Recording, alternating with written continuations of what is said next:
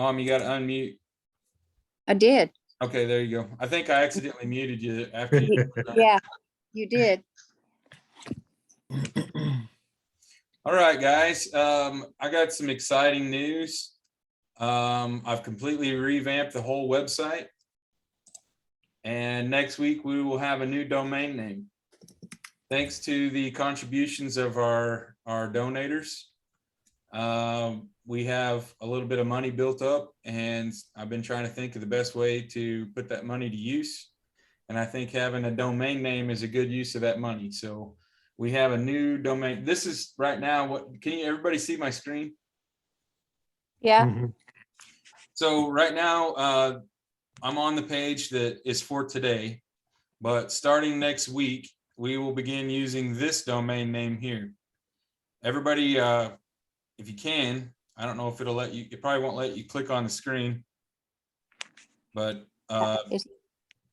you can click that button whenever you're on your computer, and it shows you what the new website will look like.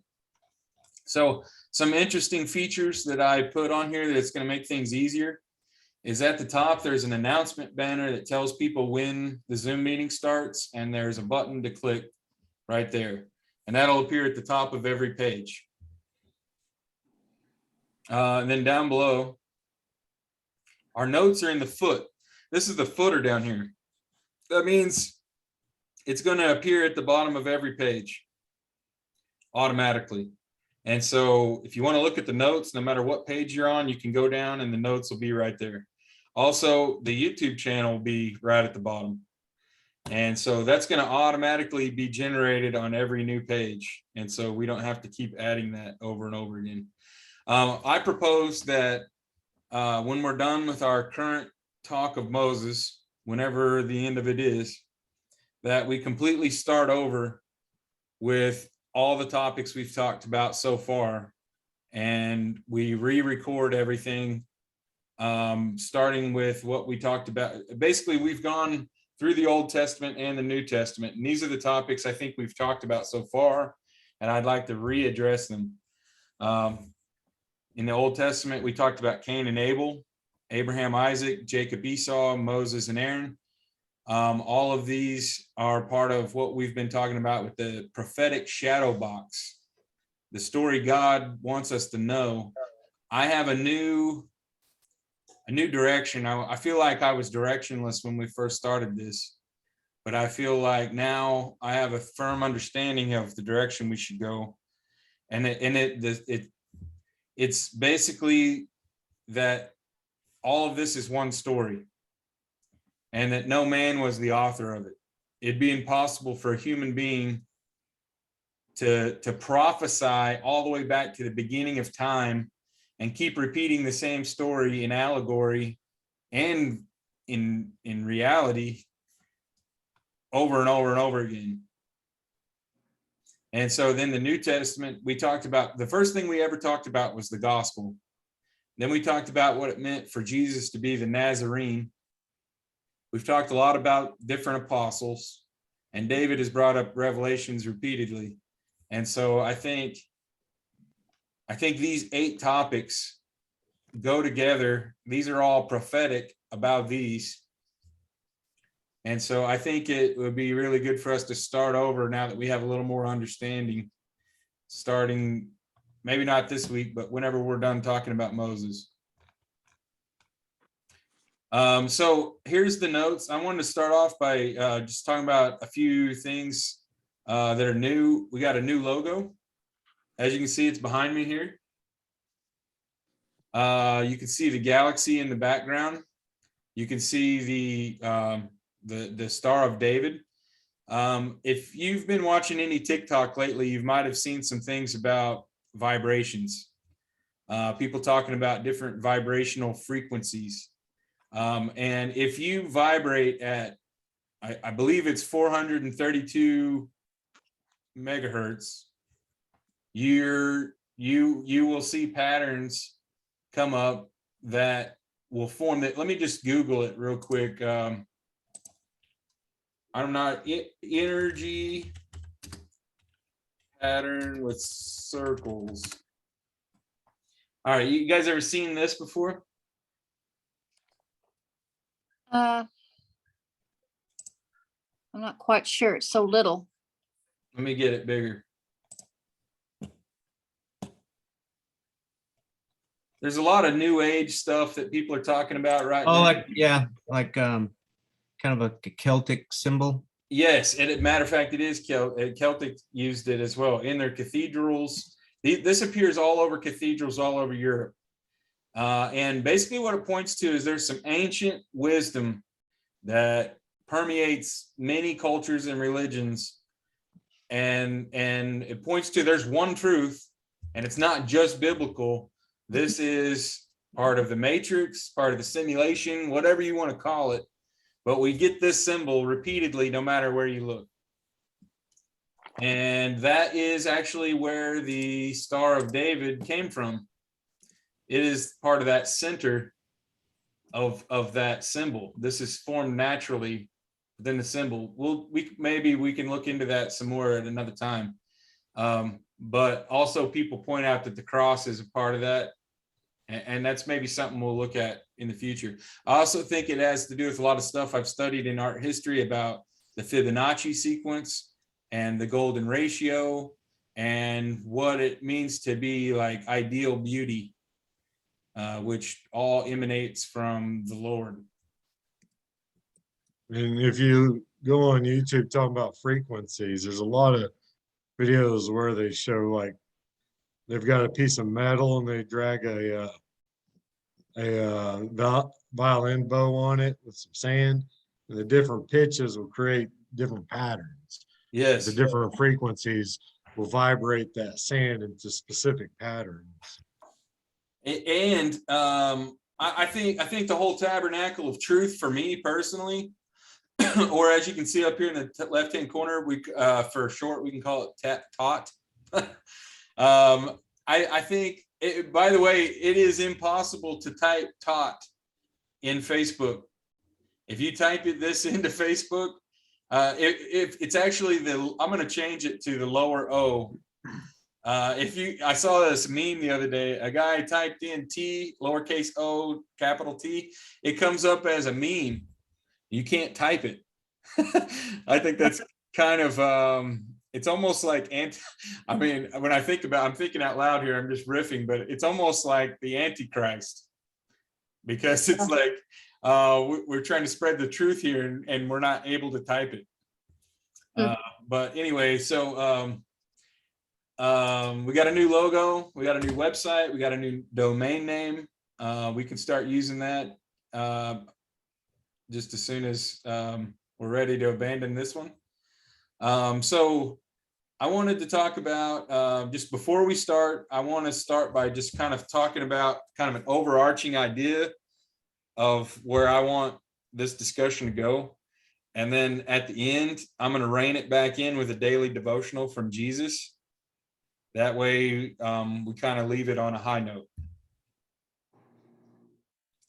And so David has a bunch of slides that he wants to talk about in the middle. So David, you'll have the middle part of this discussion. All right, so starting off, I just wanted to show that no matter where I'm reading in the Old Testament, I feel like when I'm reading the Old Testament, it's like, where's the magic? Jesus in the New Testament had magic for your everyday living. And sometimes when I'm explaining this stuff, it can feel really dry. Like if I'm explaining it to my daughter, it just kind of goes over her head because I don't have any good talking points. You know, when I'm talking about all this technical jargon, I'm not given the good talking points that people can hang their hat on. And so, but I wanted to start off by giving you a few of those right off the bat. The more prophetic shadow boxes just keep coming, proving both the Old Testament and the New Testament are one story, that the author is not human. And in fact, these shadow boxes permeate all cultures on earth. People talk about Mithra and different characters from Babylon that have similar stories of being floated down the river in a reed basket. I am not opposed to the fact that maybe God did repeat this story over and over again, or at least put it in their stories. because he wanted everyone on earth to have a common starting point for their belief. In one particular story about the brazen serpent on the rod, we're going to talk about this in a more depth here in just a little bit, but I want you to think about this as a prophetic shadow box. In the story, it doesn't have a lot of impact. In my opinion, the Greek story of Hermes story about the two, where this Caduceus symbol actually came from, this one right here, this Caduceus symbol supposedly came from Hermes, the Greek god. That story doesn't have any impact, I would say. It is totally like pointless. The story doesn't have any entertainment value, really. But then the story of Moses really doesn't either, unless you bring in this concept. Then all of a sudden, it's a key that opens many boxes, and it just becomes almost overwhelming if it's true. Then down below, I'm going to bring it back to what we've been talking about for the last 2 weeks. Mom was talking, and David were both talking about striking the rock, why Moses would not let into the promised land. And I found more prophetic shadow boxes to that. It wasn't just because it says striking the rock instead of speaking to it broke the prophetic puppet show. It's like a puppet show that God is trying to do to communicate with us. He communicates through people's lives. Like, it's just like Shakespeare said, we're all in a play and we're all but actors. God is the director and we're the actors. But Moses would not let into the promised land because he was told to speak to the rock and it would give infinite living water. But Moses was angry and he struck the rock. So he acted out. The metaphor was the rock gives living water, and Moses struck the rock. Therefore, he acted out the act of crucifying Jesus, which would have been a terrible puppet show. Right. He didn't want him to crucify Jesus. He wanted him to speak and receive. Right. That was the message: speak and receive. And it's the same thing with the serpent on the rod. You take the serpent, you put it on the rod. Everyone that's been bitten by the poisonous snakes will be healed when they look at it. So look upon it, be healed, speak, and receive living water. That was the message God wanted to give. That's what the movie that the director was making. But Moses screwed up the scene because he struck the rock. Yep. So, I mean, like I said, this just proves to me the strength so of then- my faith. So then you're saying the director was like, cut Exactly. it And again. it happens a bunch in the Old Testament. When they were supposed to go into the promised land, there were several times when they had the opportunity to go in earlier. They were left in the desert for generations because that generation failed and the next one had to get a chance. Right. So let me now transition to the website. I want to, right now we've been in the notes. Now I want to look at who was Moses. And this has been, I've got a lot of information to cover here. And I'm going to try to just do it briefly, and then I'm going to let David take over. If we want to talk about it more, I think we can do it the second time around when we do this, all these topics in more on our new website. So first of all, look at how many topics I had subtopics that came out of this. So who is Moses? And then below that, I got quotes from Moses, wives of Moses, miracles of Moses, and Moses the Egyptian. So I want to go through some of these really quickly. I'm going to skip the quotes of Moses and go straight to the wives of Moses. This is where I began.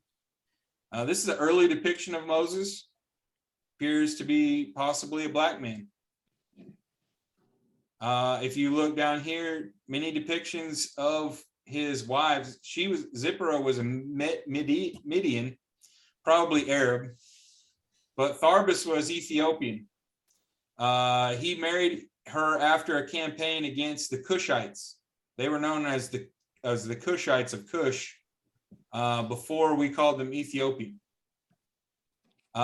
Egypt itself was called Mitzrah, not Egypt. Egyptos was given to us by the Greeks later on. Moses is known by many names. In Islam, he's known as Musa. If we look at the notes, I'm going to go all the way to the bottom here and look at the notes. The notes are at the bottom of our new website. So let me go to the bottom of it. If I go to my first little slide here, we're looking at the names. Who was Moses? That's what we're asking. He has many different names. In the Bible, it tells us his name is Moses. His parents were Amram and Jochebed. I believe David has some stuff about Jochebed. Akhenaten is a possible Egyptian name. Hermes is a possible Greek name. So the Ak is a part of that word, which I'm going to touch on Ak here in a little while. Also, as relates to Moses and his brethren. Aachen also and Aten are two separate words as well. In Rome, the equivalent of Hermes is Mercury, has a lot of similarities. In Islam, they called him Musa. In Cherokee, they call him Mosi. But there is a video on the page here that I'll show you in a second that I would like all of you to watch. This woman's done 32 years of research in Egypt, and she came to the conclusion that their true name of Moses is Sinemut. And his parents were actually called Ramos and Hotnefer. And it perfectly goes along. All the archaeological evidence points to it is Amram and Jochebed, and that she lived in the palace, took care of him, and that Amram was poor and died earlier and was buried in rags, the way that the Israelites would have done. So his grave, I'll go into that in just a second. First of all, I just wanted to show you, there's a lot of different names for Moses, possible names. So I started off by looking at the wives of Moses, and I just wanted to point out that Numbers, let me find what verse this is. Numbers, I guess it's 12:10. Miriam and Aaron began to talk against Moses because of his Cushite wife. He had married a Cushite. Has the Lord spoken only through Moses? They asked. Hasn't he also spoken through us? And the Lord heard this. Now Moses was very humble, more humble than anyone else on the face of the earth. At once the Lord said to Moses, Aaron and Miriam, come out of the tent of meeting, all three of you. So the three of them went out. Then the Lord came down in a pillar of a cloud. He stood at the entrance of the tent and summoned Aaron and Miriam. When the two of them stepped forward, he said, listen to my words. When there is a prophet among you, the Lord, reveal myself to them in visions. I speak to them in dreams. But this is not true of my servant Moses. He is faithful in my house. With him I speak face to face, clearly and not in riddles. He sees the form of the Lord.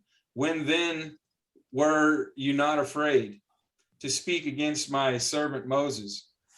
The anger of the Lord burned against them, and he left. When the cloud lifted up from above the tent, Miriam's skin was leprous. It became white as snow. Aaron turned towards her and saw that she had defiled skin disease. And he said to Moses, please, my Lord, I ask you not to hold against us the sin we have so foolishly committed. Do not let her be like a stillborn infant coming from its mother's womb with its flesh half eaten away. So Moses cried out to the Lord, please God, heal me, heal her. The Lord replied to Moses, if her father had spit in her face, would she not have been in disgrace for 7 days?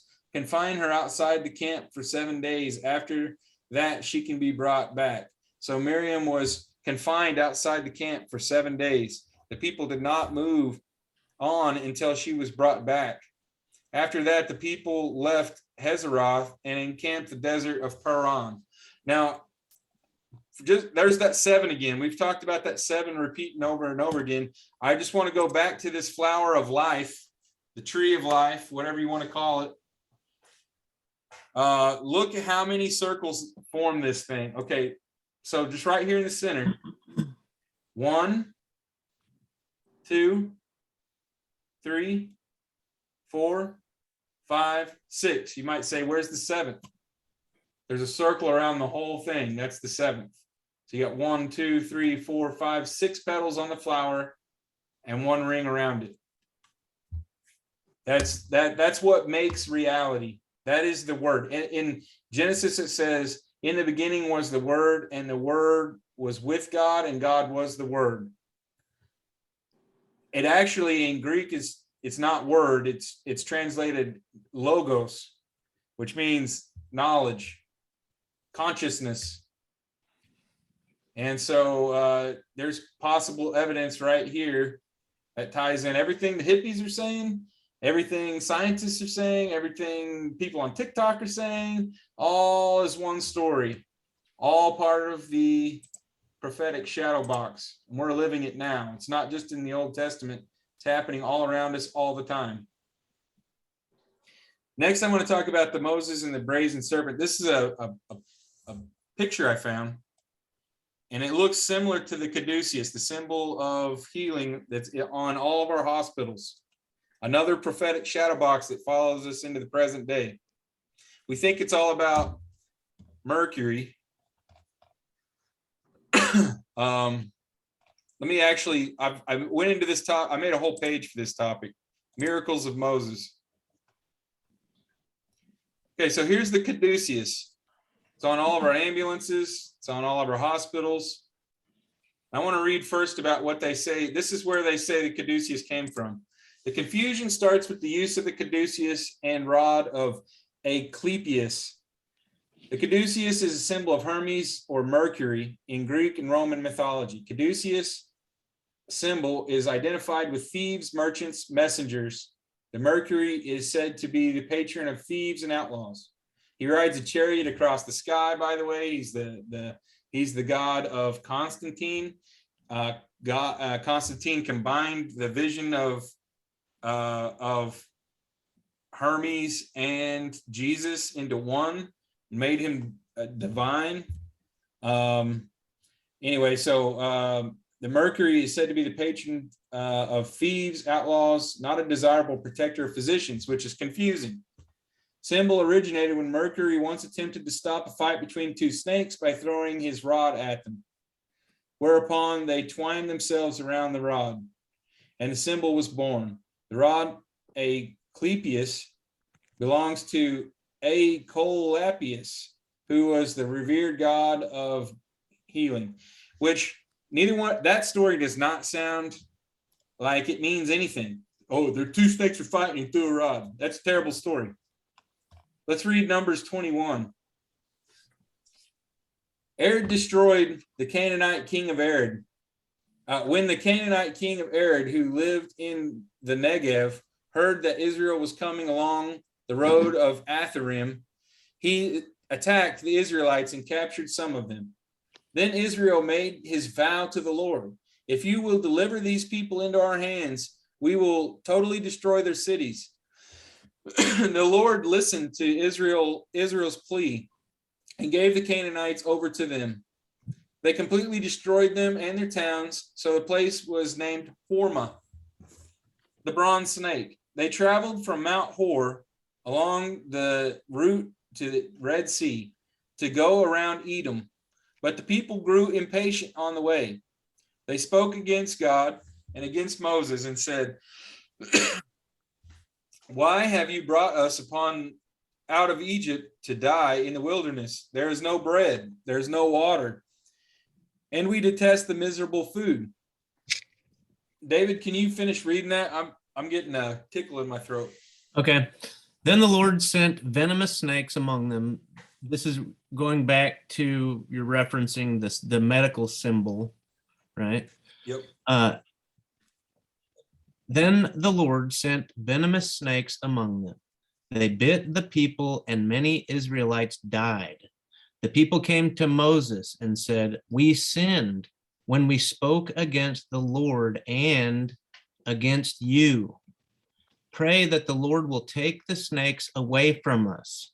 So Moses prayed for the people. The Lord said to Moses, "Make a snake and put it up on a pole. Anyone who is bitten can look at it and live." So Moses made a bronze snake and put it up on a pole. Then, when anyone was bitten by a snake and looked at the bronze snake, they lived. Okay, I'd like to tie that. I'm going back to the notes real quick. I'm going to actually skip down to the last thing I'm going to say today. I'm going to go ahead and do it now because it fits better into our conversation now. Where did it go? There. Our daily devotional is John 3:14 and 15. John records the grace-filled words of Jesus.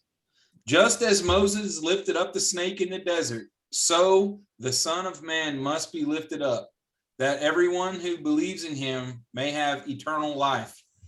Bam! Shadow box. The story by itself meant nothing. The story of Hermes and Mercury means even less. But when you realize that all of this was a puppet show just to prophesy the coming of the Messiah, who could write that? Shakespeare couldn't write that. That manuscripts are too old for, they say, in King James, Shakespeare wrote it. But, and there may be evidence for that. I don't know. But there is no way he wrote all of the thousands and thousands of texts going back in canopic jars way back to the Red Sea and stuff like that. You know what I mean?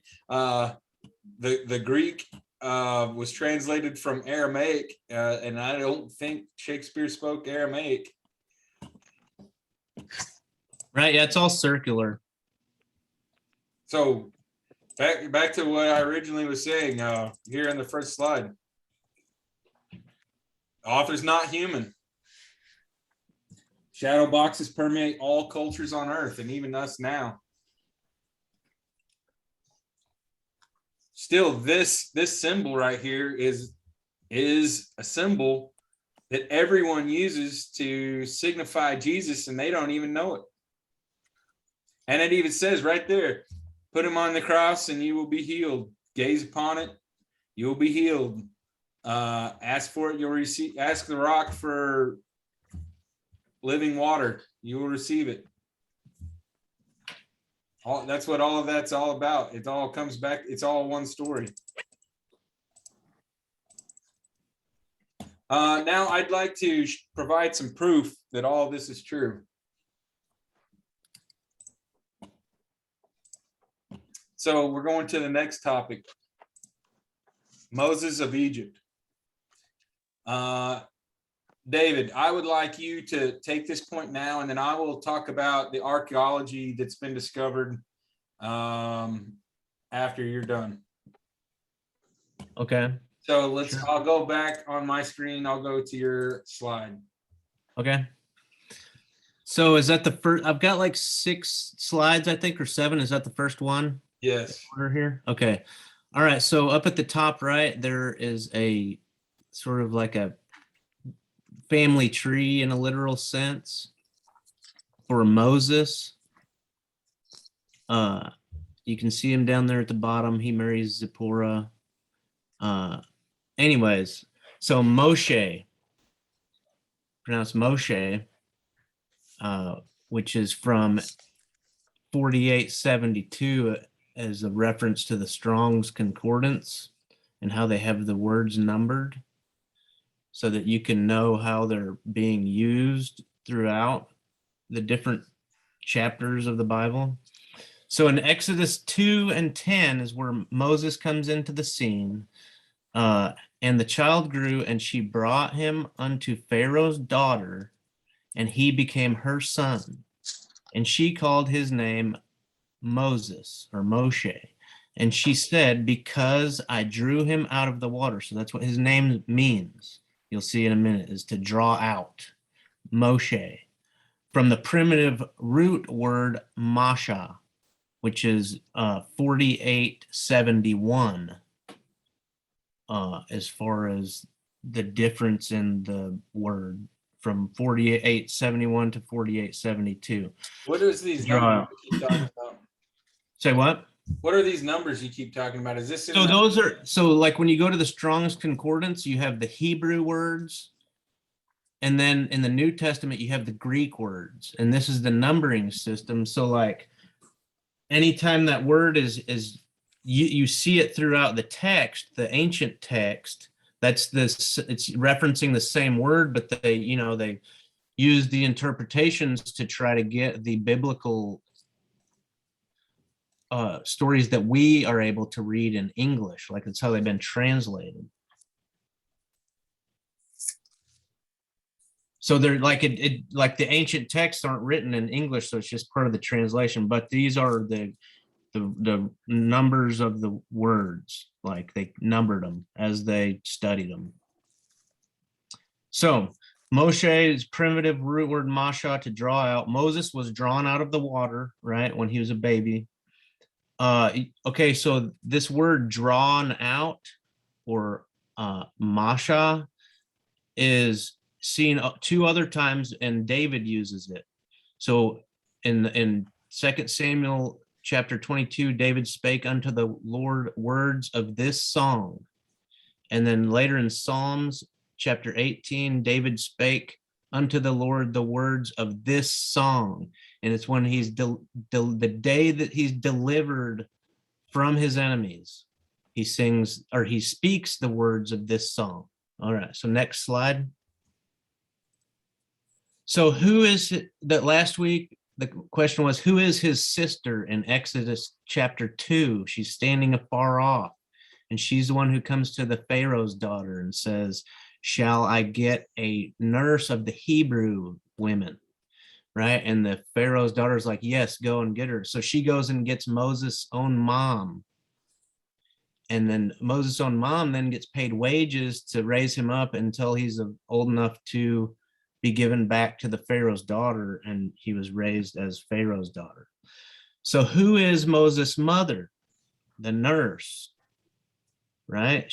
Her name was Jochebed. She was possibly a midwife who was one of the ones who rebelled against Pharaoh when he ordered the midwives to kill the sons of the Hebrew women.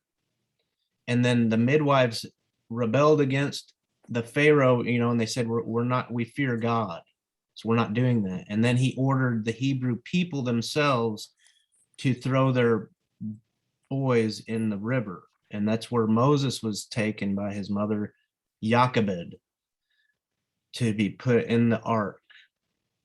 H31:15, that's her name. That's her proper name, a feminine proper name. Exodus, so this talks about who she is. She's only a couple times, once in Exodus, once in Numbers, when they're numbering. So Exodus 6:26 says, and Amram took him Jochebed, his father's sister, to wife. So this was like his aunt, I guess, if we take it literally. And she bare him Aaron and Moses. So Aaron was Moses' brother. So was Aaron older, younger? Remember, because Moses was supposed to have been thrown in the river.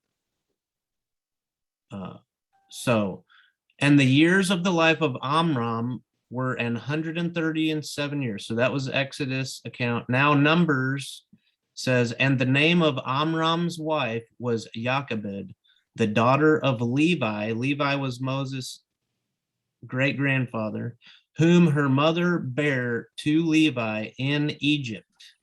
And she bare unto Amram, Aaron, and Moses, and here's his sister, right? Miriam, their sister. Miriam is her name. That's his sister. Okay, next slide.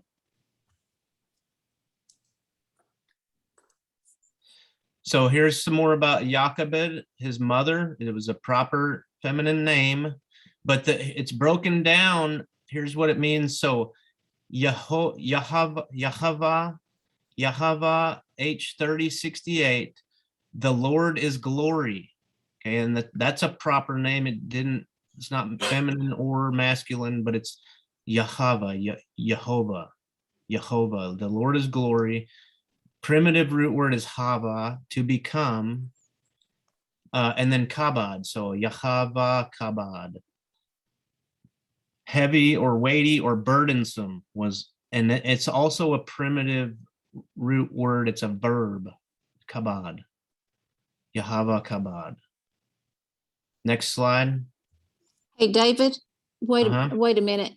You know, that genealogy of Moses, Yes. you made a comment about whether Aaron was an older brother or a younger brother, and I can barely see that. I'm trying to get it bigger. So we have Abraham, Isaac, Jacob, Levi. Yeah. Mhm. Okay, so Aaron dash Moses. So Moses would be older, right? Because Kohath. So Moses' father was Amram. His mother is Jochebed, which is also a daughter of Kohath, as far as we know. Or no, she was a daughter of Levi, wasn't she? Well, Levi's above her, so it says 10 other patriots, and so I don't know. I guess. So we'll go through it and see if we can, maybe you can see more after we go through it here. So her name is the Lord is glory and burdensome. Okay. All right, next. What? Hang on, it's not showing. Okay, go back. Can you refresh that, Kit? Because this is kind of important. Because this is where we're gonna see that numbers account. There it was. Okay, so this is like, if you look at the Hebrew text, these numbered words, right? This is how it. Let's keep going. One more, Kit. Keep going. I gotta move my screen around. Okay. But then we're gonna see the transliteration here by these sequence of words and how it's actually written. So yeah. So in that Numbers 26 and 59 account where we see Jochebed, okay, and that's like the fourth one down right there, Jochebed. So it basically says Shem Amram Nashim Jochebed Bath Levi Yalad Levi Mitzrayim Yalad Amram Aharon Moshe Mirya Akot. So name Amram, woman, Jochebed, which is Moses' mother, daughter Levi, beget Levi, Egypt, and that it's the upper and lower, the Mitzrayim, beget Amram, Aaron, Moses, which means rescued, Miriam, his sister, which means rebelliously or something about the name of two, and then Akot, which is Ak is brother, Kit. So Ak, when you're talking about Akhenaten, that's where I was saying that word, that primitive root word Ak means brother, and then Akot is like means sister. So like a irregular form of brother to mean sister, used literally and figuratively with this H251. So that's I'm describing his mother. Okay, so now we're going to talk about his sister, Miriam. So go to the next one, because she was mentioned. Oh, no, okay, we'll quickly cover his father, which was Amram. It's a proper name as well. It's the same word origin as Omri, which is mean king of Israel. Amram, that's his father, which was the son of Kohath. Yeah, Kohath. Anyways, go ahead, next one. And then finally Miriam, his sister, H4813. Are you saying Amram's name means Omri or Moses? So no, Amram, his father has it's the same word origin as the word Omri. So what you're telling me is that just like Jesus, he had 2 lines of lineage that led him to royalty. So he was anointed by God because his dad is king of Israel, even though they're slaves. Yeah. There is no king. Right. So his dad is the king, and he's adopted as Pharaoh. King of Israel, not king of Egypt. No. I'm saying Oh. Israel doesn't have a king. And so the fact that his name means king of Israel and he begats the son that becomes the prince of Egypt means that to me, that's another prophetic shadow box, right? Yeah, there's there's definitely something there for sure. Yeah. He's because Moses becomes the prince of Egypt. Okay. His dad was named the king of Israel. That's a weird coincidence. Yeah, it wasn't Pharaoh, but it was king of Israel. Yeah. And then his sister, it's Miriam is a proper feminine name. Miriam, it means rebelliously. And then Mary comes from Miriam. Okay. It has the same word origin as H4811, which is Mariah, an Israelite priest. Mariah, I think, and there was something about in Jeremiah, there's also a Miriam or a Mariah. Okay, so here again where the verse was Numbers 26 and 59. So Exodus 15 and 20. And Miriam, the prophetess, the sister of Aaron, which also being the sister of Moses, took a timbrel. So this is after they were during the Exodus, right? They had gotten through the sea, right? Where Moses parted the waters. So it says, and Miriam, the prophetess, the sister of Aaron, took a timbrel in her hand, and all the women went out after her with timbrels and with dances. And Miriam answered them, sing ye to the Lord. That's the 3068 tetragrammaton. For he hath triumphed gloriously. Remember Jochebed's name. Remember, it was the glory of the Lord.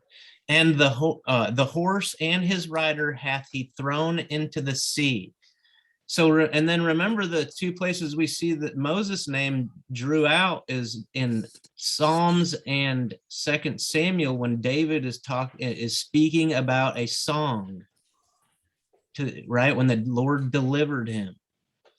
Anyway, she died and she was buried in the desert of Zin in Kadesh. And then is there any more slides after that one? Yeah, before you go on, I Googled timbrels and that's a tambourine. Yeah. Okay, well, it looks like there's one more. Same word origin as Mariah. Okay, here in Deuteronomy. Okay, so back to what you were talking about earlier, Kit, when she got leprosy, because, in Numbers chapter 12, Miriam and Aaron spake against Moses. Remember, the Lord was speaking face to face to Moses, giving him instruction, and Moses was to give that instruction to Aaron, right? And Miriam is also she's like a priestess, right? Or what was she? It said she was prophetess, right? So she's like kind of the same level. They spake against Moses because of the Ethiopian woman, is what it says in the King James Version Bible, whom he had married, for he had married an Ethiopian woman. And then Deuteronomy 24:9. Remember, this is the law, right? Deuteronomy, isn't it, Kit?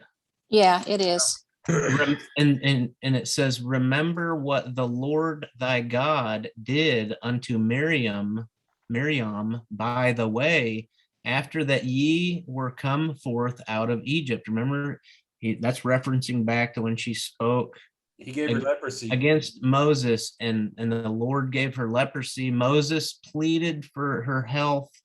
God quarantined her for 7 days outside the camp. And that was, yeah. So is one more, is that it? Is that the last slide? Yep. Okay, so, and then we have to remember Moses wasn't perfect. And we have to, Jesus was perfect. That's the thing about Jesus, and especially when we see during his transfiguration, when the Lord comes and tells James and I think it was Simon to listen to Jesus, not Moses and Elias. We don't need 3 tabernacles, there needs to be one. Yeah. So I want to point to some archaeological evidence about everything you just said. What I'm looking at comes from this woman. Can you guys hear this video? This program is brought to you by Yeah. Okay, so let me just skip to kind of where I got all this from before I start. This woman worked as an Egyptologist for 32 years. And I will just play a couple of minutes of what she's saying. Killed. Right. So it was his son whose daughter rescued Moses. Okay, so this is the great grandfather of Moses? Grandfather. Grandfather of Moses. Okay. Okay, when Amosa is ruling down here and he appoints his son, who he named Amenhotep the One, to be his co-regent. He's living up here. The emperor's down here. He says, drown. He issues the command to his, son. I want all of those firstborn Hebrew children drowned. And that's when his daughter finds this baby floating in the Nile. And she brings it probably at some point to her dad. And he says, just like a puppy, you can keep it, but you can't keep it in the house. Yeah. That's a horrible way to say it. Right. but the daughter, hired the mother, Yes. Jochebed, to raise their son. Right.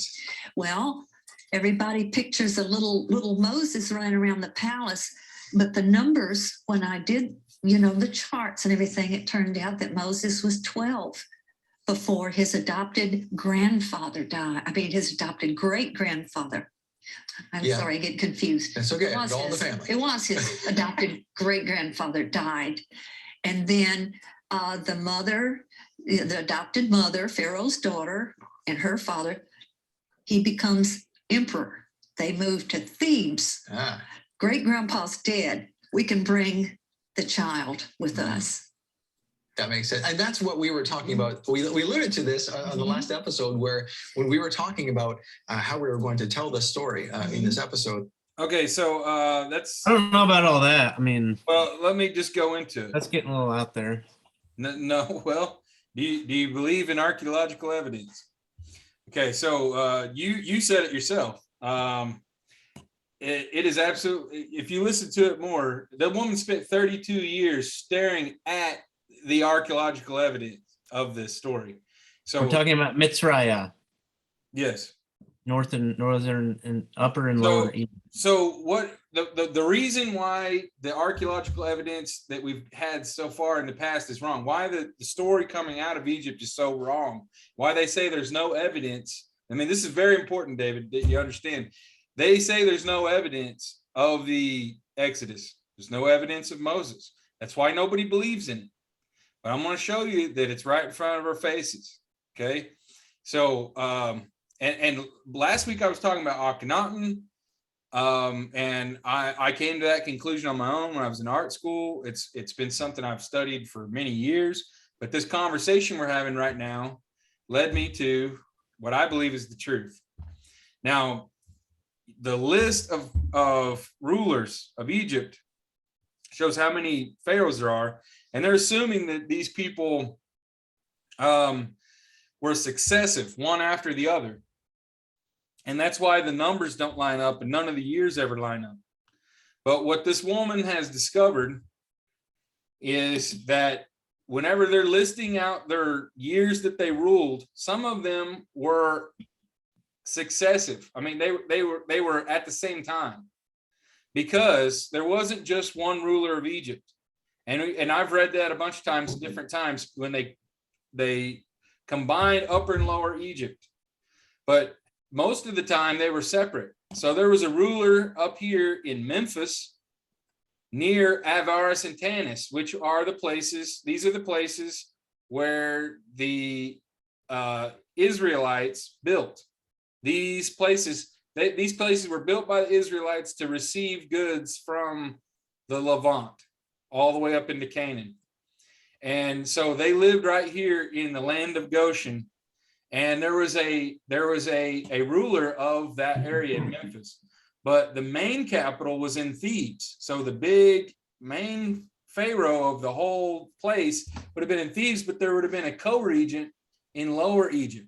And so when they're naming off these pharaohs, sometimes they may be the same person with a different name, because whenever you become anointed as the pharaoh, you get a name, a new name. And so you might be called Bob when you're in Memphis for 12 years, but then in the last 8 years of your reign, you became Michael down in Thebes. So you could have two names simultaneously because they're actually titles. And so that's why it's confusing, and their numbers don't line up because they're doing the math wrong, because they don't realize there's two leaders and that two of them could be the same person.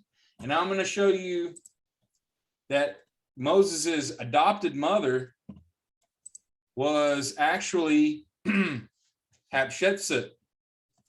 That woman was talking about Amos, was the great grandfather. And here this is all wrong.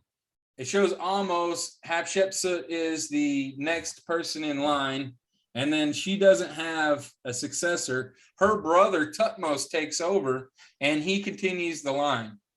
And that's where we finally get Tutankhamun, which comes from Akhenaten. I thought this was Akhenaten. This guy changed the religion of Egypt to monotheism and moved the capital to Amarna. And this is where I thought Moses was.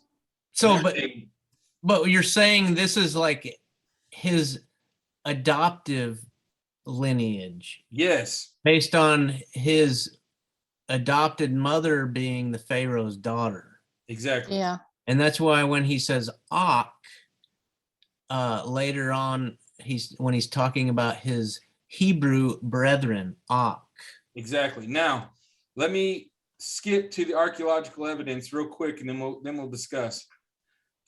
This woman says this guy is Moses, Sinmut. I found a statue of him. Okay, now you think it's possible that Moses didn't speak Hebrew and that's why he didn't have uncircumcised lips? Very likely. Very likely. But his mother raised And that's why he couldn't speak. And that's why he couldn't, couldn't. and that's why Aaron had to speak to them, because Aaron grew up with the Hebrews. Well, I got a lot to cover here, so let me get That to makes it first. sense. Let me get to it first before we discuss, because I'm just going to run through a whole bunch of stuff real quick. Sinmut was of lower common birth, born to literate provincial parents, Ramos and Hatnefer, so they could read even though they were of lower birth. And this is what the Egyptologists are saying. This is not biblical. They're not tying it to Moses. This is just what they're saying about this character, Sinmut. Okay, he's of lower birth, literate parents. His parents were Hatnefret and Ramos. Sinmut first enters the historical record on national level as the steward of the god's wife, Hatshepsut, which, in according to that woman, that would actually be his mother, his adopted mother. So he's the servant of his adopted mother. Of the midwife. Not the midwife. No. No, the adopted mother. The midwife is his real mother, the Jewish woman. Right. Okay. She Yeah. nursed him. Okay. Right. The midwife is his mother, Jacobed. Yeah. This is So his adopted mother that Pharaoh's daughter. received him out of the river. Okay. Right. So this Sinmut becomes the steward of Hatshepsut. Some Egyptologists place Sinmut's entire entry into royal service during the reign of Thutmose I, but it was far more likely that it occurred during either the reign of Thutmose II or, so it's not a consensus there. But look down here, I've highlighted some things. He was in charge of supervising a quarry. Where did he kill the Egyptian? In a quarry. Okay. He built the mortuary temple of Hatshepsut. Today, as this woman shows, there is clear evidence of the story of Moses on the walls of his mother. And this was not public. This was dedicated to his adopted mother, the story of his adopted mother. No one really gives much credence to any of this, and it's locked away, and it wasn't really known. This woman figured this stuff out herself by living in Egypt and getting in with people and getting to go look at this stuff in person. And it has pictures of a boy about Moses's age that's in her temple. And also get this. This makes the hair stand up on my back. If you look at the name of the temple that Sinmut built for his adopted mother, it means Holy of Holies, holiest of holies, which is later, after Moses leaves, becomes what he builds where they make their sacrifices. I thought Holy of Holies was the Ark of the Covenant. Who did that? That's what I've always heard. No, but it was Moses and Aaron that made that. The tabernacle. Well, sure. Yeah, that's right. Where the ark was being kept. So what I'm telling you is, before he ever left Egypt, before him and Aaron were together, before the Exodus happened, before he went to the wilderness, he built the greatest temple in Egyptian history and called it the holiest of holies. Yeah. Before any of this happened. Yeah. Okay, now let's look at down here. This is Thutmose the first. Thutmose the second was the son of Thutmose the first. So that, like they said, Amos would have been the great grandfather. Thutmose the first would have been his son. Okay, so that was Hatshepsut's real dad. This is the guy who drowned all the babies in the river. Moses. Almost. Yeah, so that was Pharaoh. That would have been the Pharaoh's granddaughter that actually found Moses and pulled him out. He's adopted. He disappears at some point. No one knows how. No one knows where. And all of a sudden, the brother, Thutmose II, becomes the successor. Hatshepsut has no heirs, even though she's the greatest builder in Egyptian history. She has tons of statues. And most people think Hatshepsut, when I read about Hatshepsut in art school, they said it was a man. But if you look at this statue of Hatshepsut, do you see boobies? I see boobies. Yeah, it looks like a female for sure. That's a female. And so that Egyptology is very new. What it is they find the discovery and they build a narrative on it. And when they make a new discovery, it has to fit the old narrative. So you're saying write the story every time they get new puzzle pieces. You think Hatshepsut is Moses' mother? Yeah, I am very, very sure. Now, she could not bear any children. Why would she accept an adopted child? It says right here, Hatshepsut could not bear any children. Now, look at this. After she dies, no one knows why. Big mystery. They erased her name. Her brother took over and they erased her name. She was erased from history. That's what they say in Exodus about, or wherever in the movie The Ten Commandments. They say that his name was erased, and there is no other than this statue right here, which was very this is the only image that we have of this guy named Sinmut who built the temple for Hatshepsut in lower Egypt, she could not have children, and her name was erased. Her son worked in the quarries, built the holiest of holies. Yeah. Okay, now it goes further. Okay, now let me give you the real evidence. All that was conjecture, right? You can say you don't believe that, but if we look at this in the temple of Hatshepsut, which was Moses' adopted mother, we can find this grave. Are you saying Ramos is Amram? Yes, this is Amram, and this is Jacobed. Jacobed was she was older. She died much older. She was well taken care of, well preserved in her burial wraps, the way they would with the Stepfather was Amram. Amram. His adopted father. His body, he died much earlier because he was an Israelite. No, actually, that wouldn't be Amram, because Amram was his father, which would have been married to the Hebrew, his actual real Hebrew mother. You were saying earlier. This is Jacobed. What part of that do you not understand, David? I guess I'm Jacobed. confused. She has an Israelite hairdo. Okay, I'll go back and look at it. I'll talk to you later. Okay, so what the?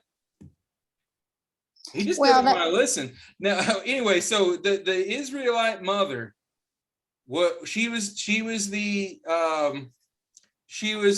midwife who lived in the temple. She was the real mother of Moses, who put him in the basket, had the sister watch. Then the Hatshepsut could not raise the baby because she's a pharaoh, right? She can't have children. So she has the real mother of Jacobed, raised Moses, lives in the temple. Now her wraps, her temple wraps were that of a royal priestess.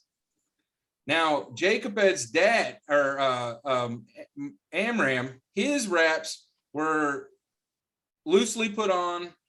He had already been buried once.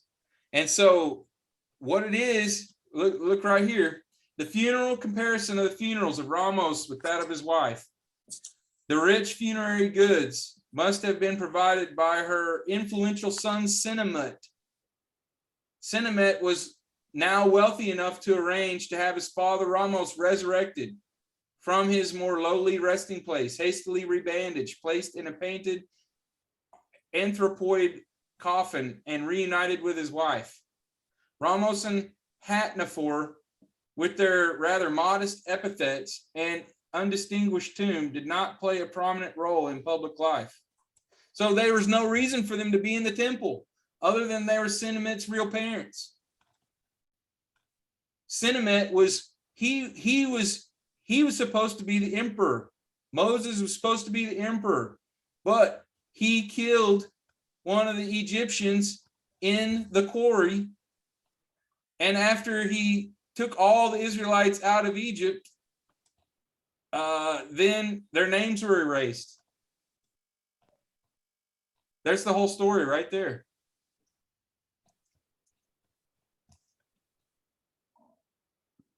Robert, what do you think of that?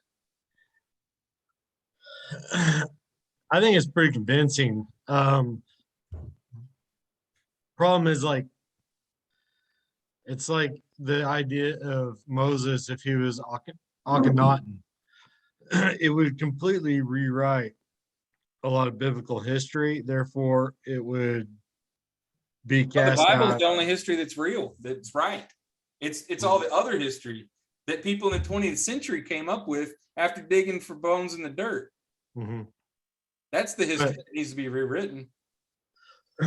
But you know, I think it's convincing. I like the idea of this more so than the idea he may have been Akhenaten. Akhenaten doesn't really line up. There's a lot of similarities.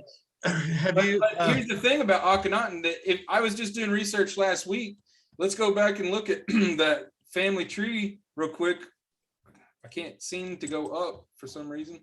have you heard of Ahmed Osman? Have you researched him? Who? Ahmed Osman, he's an Egyptian author. And he theorized, he's got a lot of crazy, like, I just skimmed over some of this stuff, and it's like, some of it seems like it's way out left field, but he also theorized that Moses was Akhenaten. But he also theorized that, that Joseph was the father-in-law of Imhotep III. Which would be this No. guy. Now, think about this. I was just reading what people think about. I did a lot of research on what people think. And most people that say Akhenaten wasn't Moses, the reason why they say that he was influenced by someone that came before him. Mm-hmm. But none of them reference who that person might have been. And they think that maybe he was influenced by events that came before. So right here, you got Moses, several generations right before Akhenaten, who had the ideas of monotheism and led all the Israelites out. And then 4 or 5 generations later, you have a Pharaoh who says, no, there's not 10 gods, there's only one. And, if Moses was Cinematep, however you pronounce the name, then you would have had a few generations of monotheism that would have taken root in a different part of the world that wasn't very far away from Thebes. So Akhenaten could have gotten the idea from that. And if he knew that guy might have been a relative of his.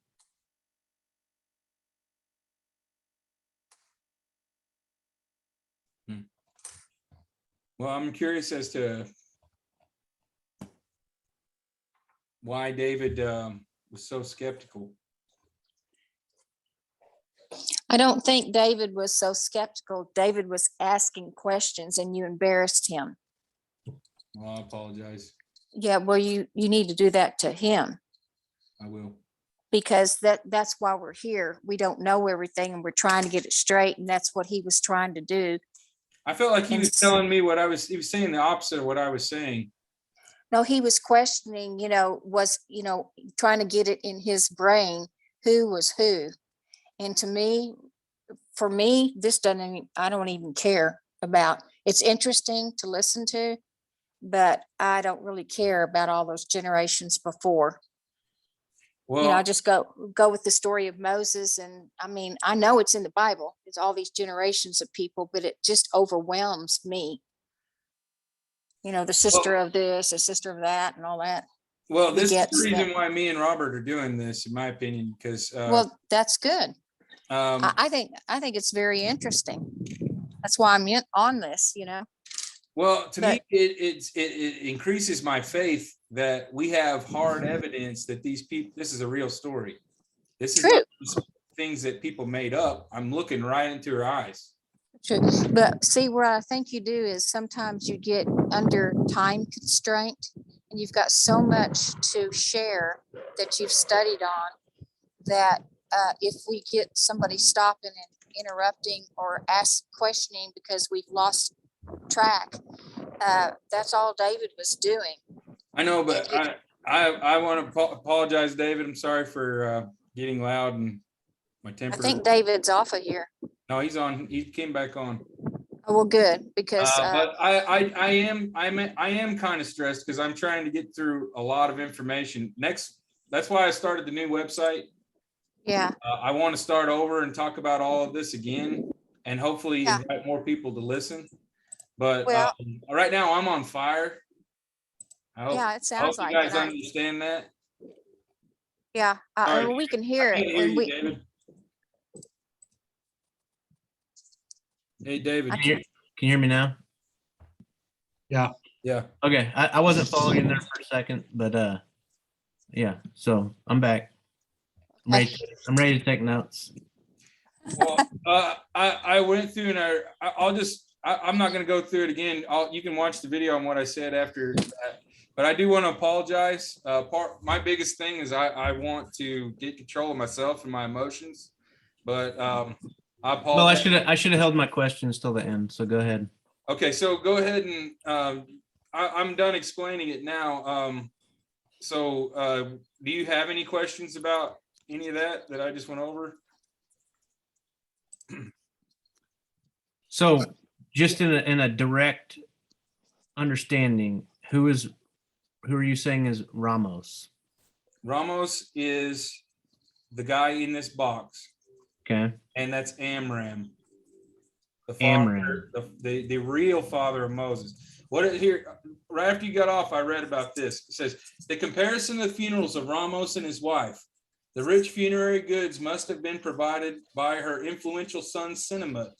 Cinnamut was now wealthy enough to arrange to have his father Ramos resurrected from his more lowly resting place, hastily rebandaged, placed in a painted arthropoid coffin, and reunited with his wife. Ramos and Hatnafor, with their rather modest epithets and undistinguished tomb, did not play a prominent role in public. So there's no reason for them to be in the most elaborate temple in Egypt, other than the fact that they were the real parents of Moses, who was the adopted son of Hatshepsut that could not have an heir. But the problem is he disappeared from society because after supervising the quarry and killing an Egyptian, he was forced to have to flee and go into hiding. But he was out in hiding. He said, those are my people there. I got to go get them. God told him to go get them. So that's when the Exodus happened. And that's when they had to erase him and her name from the record. And then that's why Tutmos II, the brother, ended up becoming the heir. Right here. So, and then what we were just talking about just now when you came back on was that I thought before that Akhenaten was, and a lot of people, including Sigmund Freud, thought Akhenaten was Moses. But the thing is he was probably, his monotheism was probably influenced by someone who came before that, which is what a lot of the scholars are saying right now. But they don't mention who the name of Hatshepsut is. As far as I can tell, the only person that has figured this out is this woman right here, Mary Nell Wyatt Lee.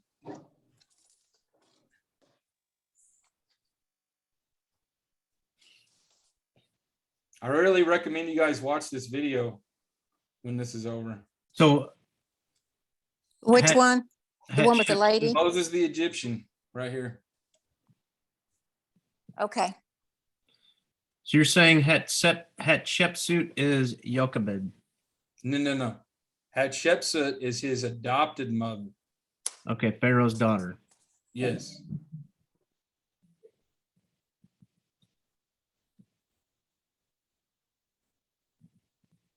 I thought Ramus was the, in the movie. Ramesses. Two different Ramesses. people. Ramesses, yeah, similar name. Okay. It is strange. Yeah. I've been thinking about that myself. Yeah. Are you saying Tutmos is Aaron?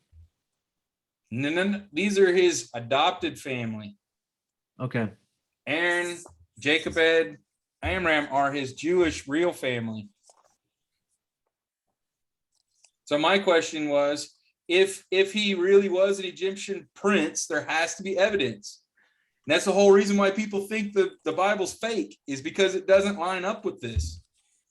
That is their number one piece of evidence, that the Israelites didn't exist. There was no Exodus. There's no proof of it. There's a line of kings going back to the beginning of time, and Moses ain't on it. That's their whole line of evidence right there. And I'm showing right here, it is just as plain as day to me that this right here was the woman who, here's the thing, she was trying to get him adopted to make him emperor, and she was going through everything she did in her lifetime was to set Moses up so that he would be emperor.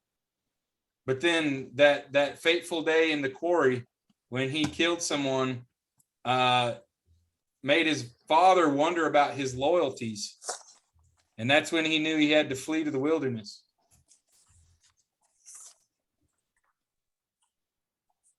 And that's when the biblical story really starts, when God talks to him, tells him to lead people out.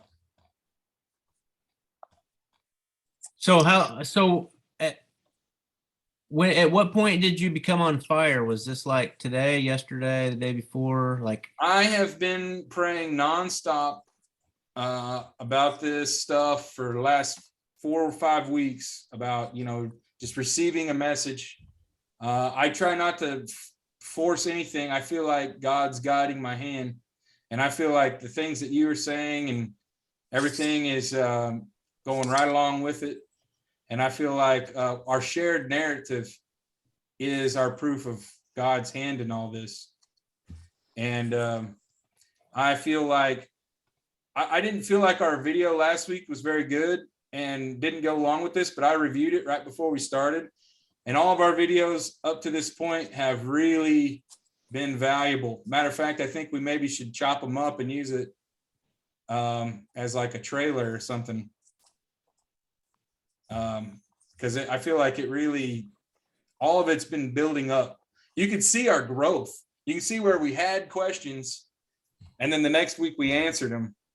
well, I think everyone here has read the Bible and knows the stories about the Bible, and all of what you're saying here are things that maybe we don't have that much familiarization with. Correct. And so I don't think we can necessarily just drop it and leave it where it's at, because, maybe I agree. you need some references or something that you could kind of put it in a better format for everyone to understand what you're trying to And that's why I want to start over. say. This was a journey for me, and I feel like I had no direction and I had no clue, and I was chaotic when we started. But through reading the word, I feel like I'm starting to find purpose and meaning. Yeah. And I feel like at this point, it's time to begin back where we began. That's because you Good just said question. it on the nail head. You said, I have studied the Bible and been going through, and it's not going to work. This isn't going to work unless you are praying through it. You know how many times, how many establishments of church that the elders or whoever are praying over the preacher early morning before because it can't be from the man. It has to be inspired by God, every message. So you're doing the same thing because you don't want to get us on the wrong track. Yeah. But if you don't have the Holy Spirit leading you through this, and it's fine to say, God, bless me with the words and the knowledge that I need to share, because we're not doing near what you're doing, Kit, as far as getting into the word, but God will bless you for doing that. And remember that your blessing may be a long, long way, but I get a blessing each time I'm on here on Sunday, because, I just love hearing everybody put their 2 cents in, because if we run over that person's questions like it's not important, where are you going with that? You've got to straighten that person out into understanding, because I could go off, on some crazy thing, and I'm thinking my mind's not on it. I'm not focused. So that's because we're I think human. it's also really nice how if people watch this later on, let's say somebody's watching this a year from now, I think it's nice that we're not deleting scenes and editing things, because people can see the raw truth of it, that we all have struggles and we're not perfect. And I think that's part of the problem with church is people go there and put on their Facebook face, their selfie face. Everybody's dressed up, everybody's Got those heavy filters. Huh? You got those heavy filters on. Yeah. Hey, can you go back to that tree of the pharaohs and the Egyptians? Where was Tutmos the first on that? Right above Tutmos the second, right here. It says, I mean, that according to this, which I don't think this is true, it shows that they would be brothers. Tutmos the first and the great grandfather of Moses would have been brothers, but it could have been. Well, I found this thing. This guy had wrote a book about some of it, and he said that the historian believed that the Hyksos, Hyksos, It's were on the here. were the biblical Israelites, and that Thutmose the first,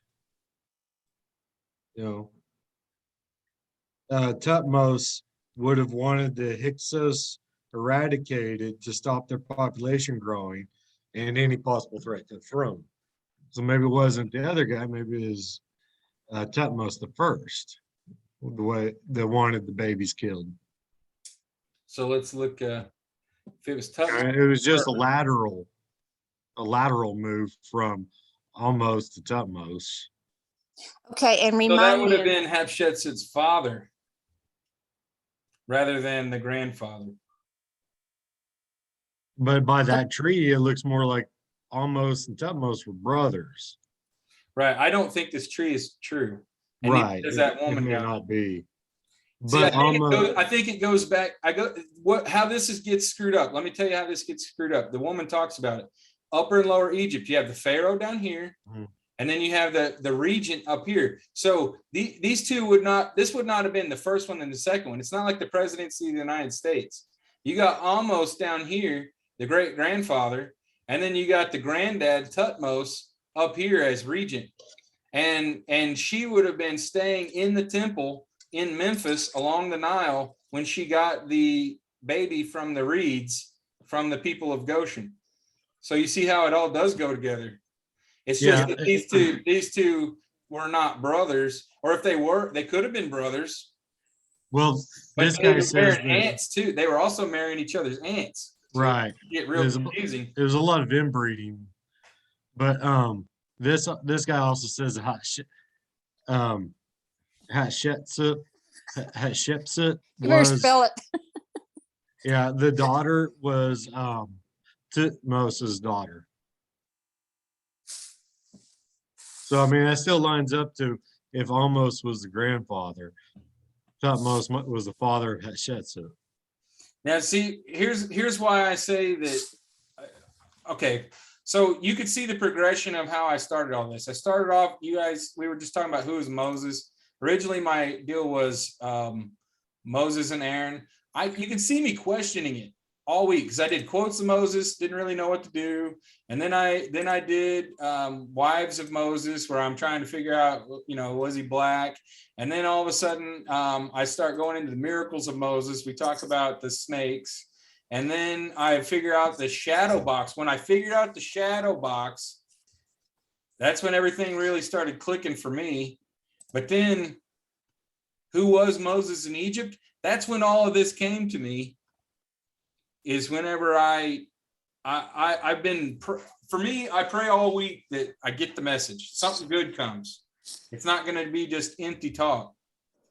And for me, every week, something comes to me right in time. We got here proof that this story is true. I want to go back to where we started with the notes. Well, I was just this guy, this author, he kind of goes along with what that lady was saying about Cinemet. And you looked that up just now? Yeah. It's on dailystar.co.uk. So back to what I originally said in the beginning.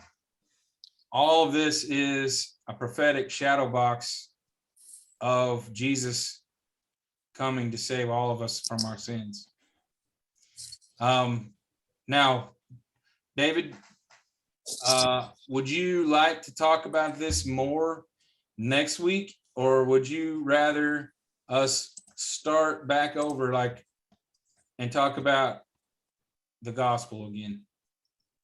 No, I'm good with covering it some more. I'll probably go into a little bit more about Zipporah. So far, we're talking about Moses before the Exodus is what we kind of covered today. Yeah. So if we're going to continue on the topic of Moses, I would like to move to the Exodus, which is, so we're going to start from when he gets kicked out and goes into the wilderness and talks to God. Would you guys does that sound like a good topic for next week?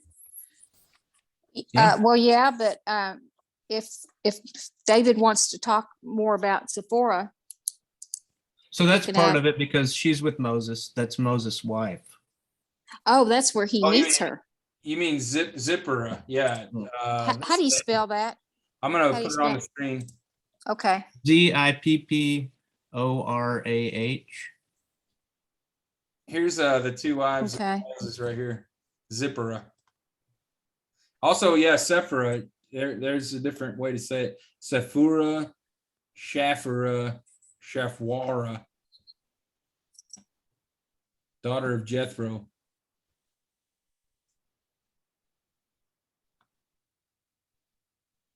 So do we want to talk about the wives of Moses next week?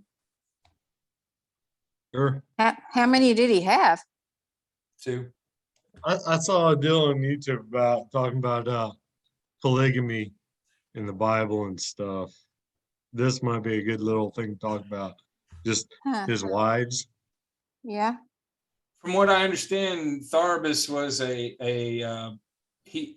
won a war against the Ethiopians, and basically this was like a peace treaty.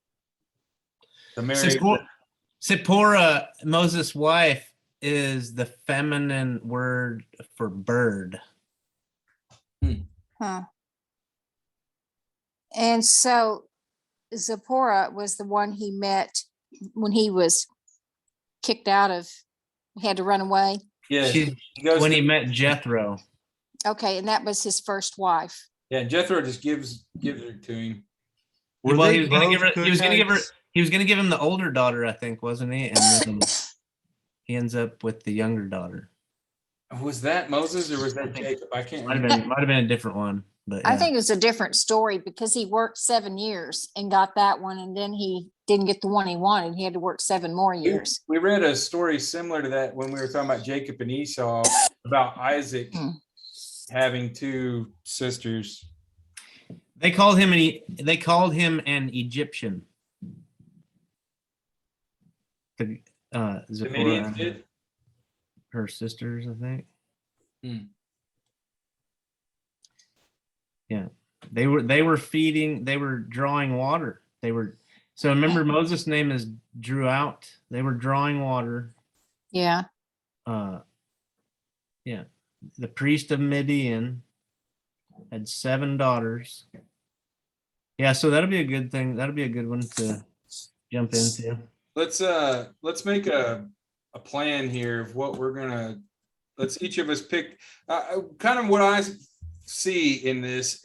What kind of came to me earlier that I've had some people on Facebook that I used to go to college with reach out to me about when this was happening and all that. I think people are still having a hard time figuring out how to click on it and get to it. So I made it an event on Facebook so that'd be easier for people to get to. Okay. So I think we should expand how many people are on here, number 1. Number 2, I think if we ever did become 501c3, I think you guys should be the board members. And I think that we should make a little plan of just in the notes here of what we want to talk about.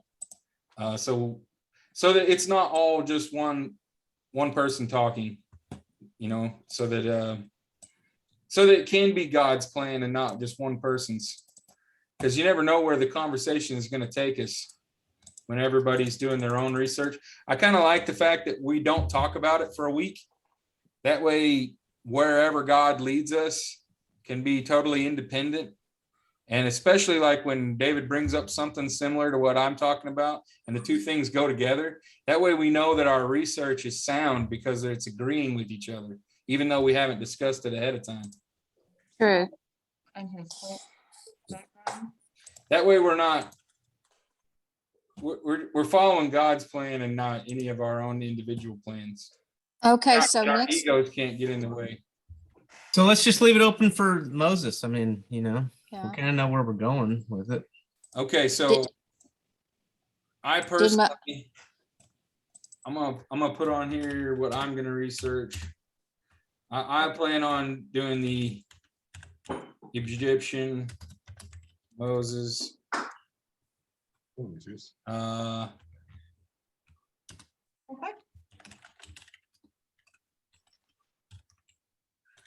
So we can just click on the event on Facebook and that's going to take us to you, or we just click going or interested or, Yeah, just go in there and say interested or going. okay. All right, so let's start with David. This is just going to give us, so if you forget what you're supposed to be looking into or what your part is, you just kind of have a note to look back on. So David was talking about, do you want to talk about Zipporah, the wives? He did sister of Moses last week. This week he's going to do wives of Moses. Do you want to add anything else to that? And I'll just we'll just do I know, so I'll take a look at the other wife. I've just been reading about Zipporah, but I'll take a look at both of them. You know, in that movie or whatever, we saw Zipporah, and she has a couple of kids by him apparently, and when he finally comes back, and then he leaves again, but it doesn't say anything about his offspring. I guess they didn't do anything, out of the ordinary. Tharbus, this is actually a scene from the movie. If you remember, early on when he's a young man, they go and conquer some place, and this is actually Moses's wife here from the movie Ten Commandments. So Okay. For me, it was kind of weird realizing that he married a black woman, but then I realized, well, I already knew that when I was a kid because I watched this movie. Yeah. Well, I think back then there wasn't the racism over color, because they knew different people were kings and queens of their country, and they were different colors. It's kind of like going back to Babylon, because we all came from Adam and Eve. But then, okay, there's Noah, and then there's the people. Go ahead. Sorry. Well, I'm saying that then there was the flood, and we came from the ancestry of Noah from that time on. Right? No. Why? Moses didn't go into the promised land, and his people, the Israelites, started their own lineage. Okay, but when was the world destroyed? Before all this? That was Noah, yeah. Okay. So if we all came from Adam and Eve, we went through all that stuff, and then comes the time of Noah, and God's not pleased with his people, and he says, these are the people that you're going to put on the ark, which is your family and the wives of your sons. So everybody else was destroyed at that point. So we come from Adam and Eve, and so these people came from Adam and Eve's family, everybody on the ark. They came from Levi's family. Well, I mean, the Levites. Well, whatever the lineage is. But it wasn't Moses. Huh? It wasn't Moses, though. It was Aaron. The descendants of Aaron. What was? Well, I'm just saying that when I went to see the Ark of the Covenant, right? Right. And it showed that at least one of Noah's son was married to a lady of color. I mean, that's something we can discuss another time. Well, I mean, that's going back that far. I mean, it's possible that all of them were black. Who knows? Yeah. Like I said, the very first thing I showed was that in right here at the top, this is one of the oldest depictions of Moses that exists, and he looks he's a black guy. Yeah, but you're going off of, I don't see him as a black guy there. I don't either. I see him And as maybe the color of a Jew or something. Or in a Mediterranean. Arab or whatever. Yeah. You know, I would see him maybe as a Greek if I didn't know what the context of that painting was. Right. You know, and you're also getting your idea of what he looked like from a painting that someone did, you know, thousands of years after. I think he Moses. looks like Liam from Hell on Wheels.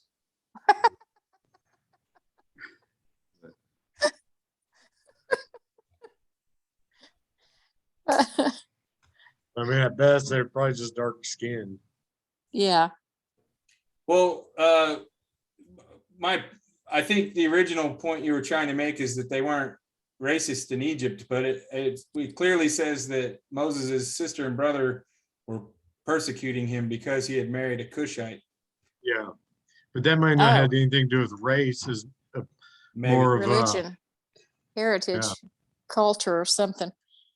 Yeah, like, you know, we hate people from Miami. You know. Yeah. Well, You know, California. Yeah, because Bulldogs. Yeah, you know, it's like, oh, I'm going to persecute you because you married a Democrat. You know, or vice versa. It might have more to do with that as opposed to the color of their skin. Yeah. It's just kind of like, well, whoever said that, David or somebody, is like, we're ridge runners. What are you doing marrying a bulldog? Yeah. Well, they also hated the Canaanites, and they also hated the what are they? The Philistines, who were also neighbors. So it seems like they hated pretty much all their neighbors. Yeah. Yeah. Well, they're probably warring with them all the damn time. Yep. That's what they still do. So we're having all that trouble over there. Mm-hmm. I just want to pull this back just for a second, just a little side note that a couple of weeks ago we were talking about the Galatians. We were talking about the lineage of the Irish from this time, and I just wanted to point out that this is Elephantine right here, and my research was pointing out that there was a fort island in the middle of the Nile right here, which was where the not Irish, but the ancient Gauls had a fort where they were mercenaries, and they were protecting Egypt from Nubia. So it was the red-headed Irishmen who were in charge of protecting Egypt from the Ethiopians.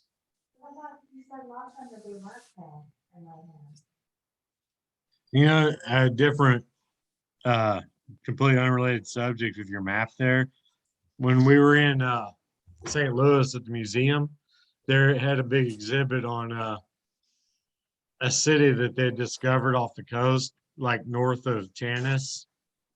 I don't know if that was the exact location, but it was buried, you know, it was drowned under the sea. But it was a city, an Egyptian city. Yeah.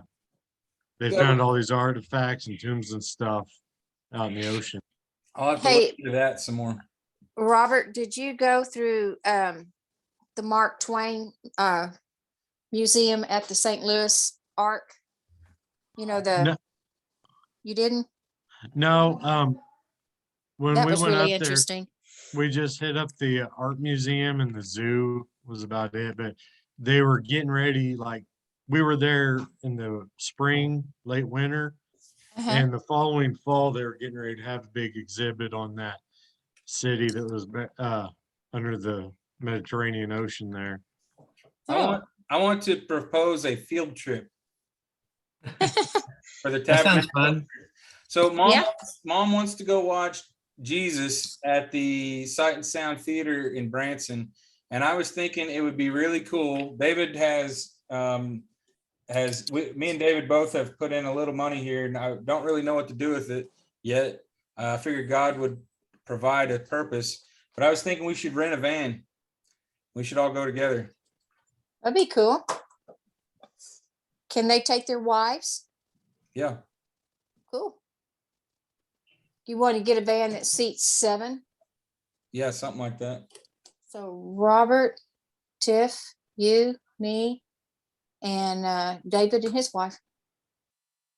That'd be 6. What do you think? Yeah, I think that'd be awesome. Yeah, Well- I think Jimmy and I'd be down for that. All right. Well, I've If we got to ha- come help mom with her bed here in just a little bit, and then I got to go get my daughter. So let's pick this up next week.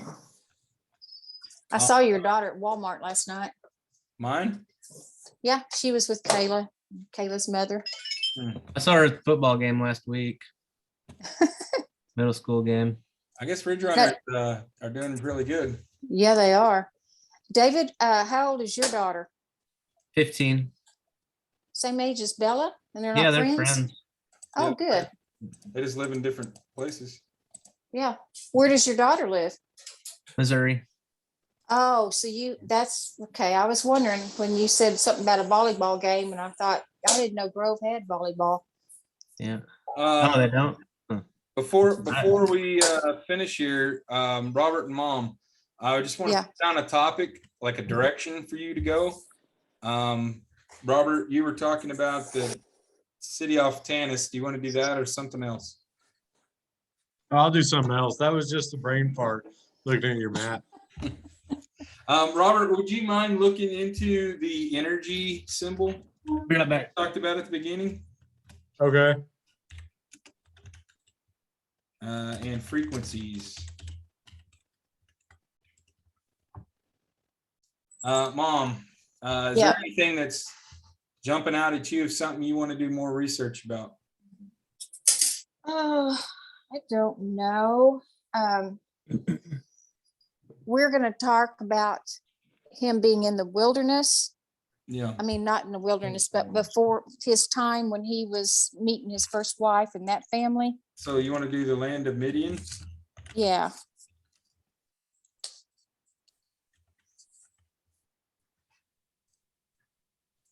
Tiffany, you got anything you want to bring to the table next week? No. Well, if anything just pops up on you, you can do it that way. That's the way I kind of fly by the seat of my pants sometimes. Well, I'm usually busy on Sundays till this time. Okay. What do you? Huh? What? I No, think no that's problem. what you do. She works at home now. Oh, really? Because of the COVID? I work for DHS now. I'm a social worker. I can't hear her. She said she works at DHS. Yeah, she's Yeah. a social worker now. Well, I thought she was, but I didn't know why she had to work at home. That's how they're hiring people now. They closed Oh. a bunch of the offices. I think they're closed Jay's DHS office. Have you ever met my mom? She works for No. DHS. My mom does. She's a managing attorney for the child support office. Oh, I no. started to say, Yeah. well, All right. Well, did she? Okay. let's finish this, and I wanted to end with some quotes from Moses.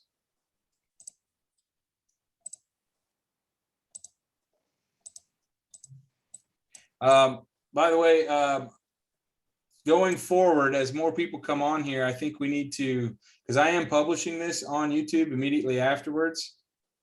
So it would probably be good if we did not mention people's names or anything personal. Oh, thank you. Yeah. We don't call each other by their name? Well, we can call You each can other call me by my name. Say, hey, you. like if we're talking about someone else, you know what I mean? Okay. Not here. Okay. So it's just some quotes from Moses that I brought up that I found. Never leave a fish to find a fish. Never leave a fish to find. Never leave fish to find fish. Uh-huh. Yeah, I think you know what that means. It's kind of something you need to kind of meditate on to get. It's kind of deep. Yeah. Let my teachings fall like rain and my words descend like dew, like showers on new grass, like abundant rain on tender plants. I pray thee that if I have found grace in thy sight, shew me now thy way, that I may know thee, that I may find grace in thy sight, and consider that this nation is thy people. But now my own eyes have beheld God, but not my nature, but my spiritual eyes. For my natural eyes could not have beheld, for I should have withered and died in his presence. But his glory was upon me, and I beheld his face, for I was transfigured before him. So Moses had to be transfigured in order to see God. So he was transfigured before Jesus was transfigured. Yeah, or else it's So melted who up. else gets transfigured? What, Elias? Elias. Back to that same question that you've had the whole time. Who is Elias? We think it might be Elijah, prophet of fire. What shall I do unto this people? They must already, they be almost ready to stone me. Behold, when I come unto the children of Israel, and shall say unto them, the God of your fathers has sent me unto you, and they shall say to me, what is his name? What shall I say unto them? He says, I am. Who am I, that I should go unto Pharaoh, but that I should bring forth the children out of Israel, or children of Israel out of Egypt? And then the very first thing I have. So he says, who am I? Moses saying, who am I? He's talking to the guy. He's like, who am I? Yeah. And then God later, he says, tell them I am. Wow. So there's a lot of ways we could get. These are all things we could use maybe to fuel our passion for what we're going to find next week. I think that's what he says. Well, I want to make a correction from last week. I said that Moses was something about, he brought about the circumcision, but it was Abraham. Oh, okay. Okay. Circumcision of his lips. Is that what you were talking about? Oh, yeah, we Yeah. were making reference to Moses said, I have uncircumcised lips. We were wondering what that meant. And so now I'm thinking maybe it meant that he didn't know how to speak Hebrew. Mm-hmm. Oh, One thing I'll give you is If he was Egyptian, like kind of like Kit's saying. here's a nugget for you, David, for your research. Something little off topic that I found about one of his wives, Zipporah, I think it was. At some point, there's a tragedy about to occur, and I believe Zipporah takes Moses' child, runs over and circumcises its penis in order to save everyone. And she says, thou art a bloody husband to me. What? That's what she tells Moses, thou art a bloody she circumcises it, and she's like, thou art a bloody husband. But it has, and it's a weird passage because it's confusing when the Lord comes in, because the Lord's going to kill somebody. And it's confusing. It's Exodus. Yeah. All right. Well, love all of you very much. Love you too. I think that this week was really good. I think that I think we're coming into our own as far as what all this is about. And I'm going to leave you guys with a quote from Moses. Our journey is just beginning. All right. Okay. We'll boldly go where no man's. Say what you say? Captain Kirk. Yeah. These are eternal words, right? That you speak of. All right. So Don't leave a fish to fish for fish. Yeah. so Yeah. you guys have a great week and good luck in your research. Let's all try to get at least one person to come and join us next week. Okay, Good idea. go with God. All right. Good job again this week. Okay. Okay. May God richly bless you. I'm not going to say good luck anymore. May God